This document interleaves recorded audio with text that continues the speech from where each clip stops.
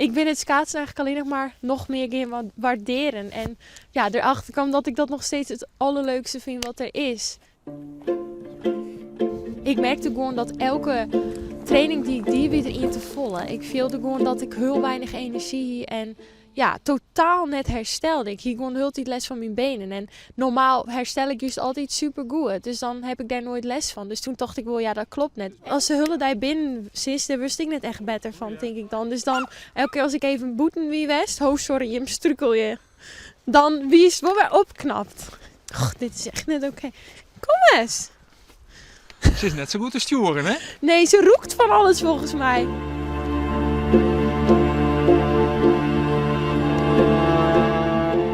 Wie wil even een klap en moeilijk om niks te doen. Of eigenlijk vrij weinig. Dus dat we even een hulle omschakeling. Want het is natuurlijk altijd in het ritme 2 keer daags trainen. En ja, naar dingen taalwerkje. En dat wie er nou in één keer net. Dus dat wie wel even heel erg wennen voor mij. En nu krijg ik weer steeds meer energie. En voel ik me een stuk beter. Mijn bloeduitslagen, die ben ik elke week weer beter. Dus ja, dat jouwt nou wel hoop.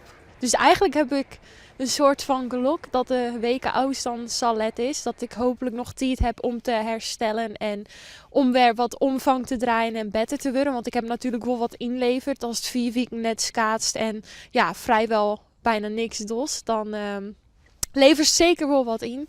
Dus ik hoop dat ik dat weer een beetje dan kan opbouwen.